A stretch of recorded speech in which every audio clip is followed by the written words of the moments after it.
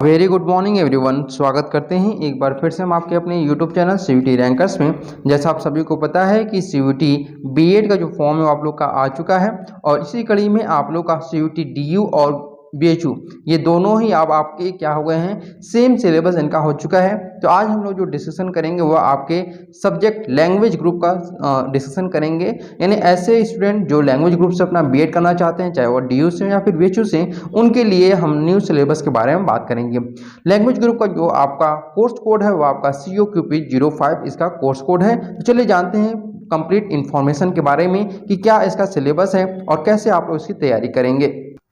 उससे पहले आप लोग को बताना चाहेंगे कि अगर आप लैंग्वेज ग्रुप से अपनी तैयारी करना चाहते हैं डीयू बीएड या फिर बीएचयू बीएड के लिए, तो आप हमारे पेड कोर्स को ज्वाइन कर सकते हैं। पेड कोर्स की जो फीस है वो आपकी 1499 रुपये है। अगर आप टेस्ट सीरीज भी ज्वाइन करना चाहते हैं तो आप ज्वाइन कर सकते हैं केवल 499 रुपये में। और साथ ही अगर आप इसके बारे में ज़्यादा जानकारी लेना चाहते हैं तो आप व्हाट्सअप करके हमें इसके बारे में इंफॉर्मेशन ले सकते हैं।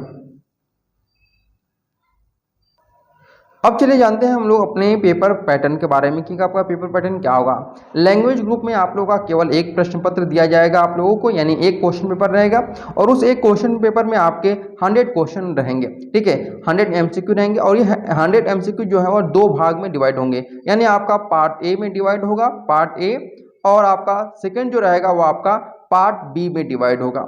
ठीक है, उम्मीद करते हैं आप लोग समझ गए होंगे। पार्ट ए में आपके 25 क्वेश्चन रहेंगे, पार्ट बी में 75 क्वेश्चन रहेंगे। एक सही क्वेश्चन करने पर आप लोगों को 4 मार्क्स दिए जाएंगे, एक क्वेश्चन गलत करने पे आप लोगों के 1 मार्क्स जो है वो आपका कट कर लिया जाएगा। अब हम लोग डिस्कशन करने वाले हैं पार्ट ए के बारे में। जैसा आप सभी को पता है कि पार्ट ए में आपके 25 क्वेश्चन पूछे जाते हैं। तो यहाँ पे ध्यान रखिएगा, जब आप लोग फॉर्म फिलअप करेंगे तो वहाँ पे आप लोगों से पूछा जाएगा कि आप कौन सा लैंग्वेज चूज करेंगे। अगर आप यहाँ पर इंग्लिश चूज करते हैं तो आपके इंग्लिश के 10 क्वेश्चन रहेंगे और पूरा पेपर जो पार्ट ए का रहेगा यानी 25 क्वेश्चन जो रहेंगे वो भी आपके इंग्लिश में रहेंगे। ये बातें ध्यान रखिएगा, चाहे वो आपका लैंग्वेज कॉम्प्रिहेंशन हो, जनरल अवेयरनेस हो, मैथमेटिक्स हो या फिर एनालिटिकल स्किल हो। अगर हिंदी चूज करेंगे तो सारे आपका पार्ट ए हिंदी में रहेगा। लेकिन यहाँ पे ध्यान रखिएगा कि केवल पार्ट ए के लिए आपका पूछा जाता है। जो पार्ट बी आपका रहेगा वो बाइलिंगुअल रहेगा, यानी हिंदी इंग्लिश दोनों में रहता है। तो पार्ट ए में आप लोगों से हिंदी या इंग्लिश में से कोई एक रहेगा जो कि आपके 10 क्वेश्चन रहेंगे।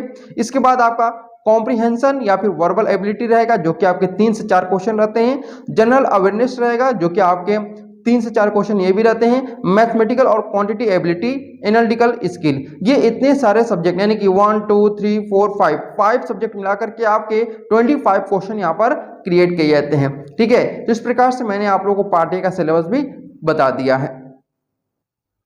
सेकेंड जो आपका पार्ट बी है, पार्ट बी में आप लोगों को क्या कौन कौन से सब्जेक्ट से क्वेश्चन आएंगे। तो पार्ट बी जो रहता है वह लैंग्वेज ग्रुप के लिए जिस भी लैंग्वेज में आपका ये सब्जेक्ट रहता है उसमें आएगा। तो देखिए, टीचिंग एप्टीट्यूड रहेगा, इंग्लिश रहेगा, हिंदी रहेगा और संस्कृत रहेगा। मोस्टली यहाँ पर आपका जो टीचिंग एप्टीट्यूड का सिलेबस होगा, मतलब जो पेपर आपका पेपर आएगा वो आपका संस्कृत में या तो हिंदी में आ सकता है। हाँ, देखिए यहाँ पे ध्यान रखिएगा कि लैंग्वेज एक ऐसा सब्जेक्ट है जहाँ पर जो टीचिंग एप्टीट्यूड है वह तीनों भाषाओं में आता है। ठीक है, अगर 9 क्वेश्चन यहाँ पे पूछ रहा है टीचिंग एप्टीट्यूड का, तो 3 क्वेश्चन इंग्लिश में रहेंगे, 3 क्वेश्चन हिंदी में रहेंगे और 3 क्वेश्चन संस्कृत में रहेंगे। तो आपको बेसिकली ट्रांसलेशन मालूम होना चाहिए। एक सब्जेक्ट से दूसरे सब्जेक्ट में, यानी एक भाषा से दूसरे भाषा में अनुवाद करना, आपको बेसिक चीजें आपको मालूम होनी चाहिए, तभी आप लोग इसका प्रश्न पत्र भी पढ़ पाएंगे। क्योंकि लास्ट ईयर क्या हुआ था कि बहुत सारे स्टूडेंट को संस्कृत पता ही नहीं था, मतलब संस्कृत से हिंदी में अनुवाद करना ही उनको नहीं पता था कि संस्कृत से हिंदी में कैसे अनुवाद करें या फिर आपका इंग्लिश से संस्कृत में कैसे अनुवाद करें। ठीक है, क्योंकि बेसिक चीजें यहाँ पे ये देखा जाता है कि आपका भाषा के प्रति कितना आपका लगाव है या फिर कितना गहराई से आप उसको जानते हैं। ठीक है, तो आपको हिंदी इंग्लिश संस्कृत की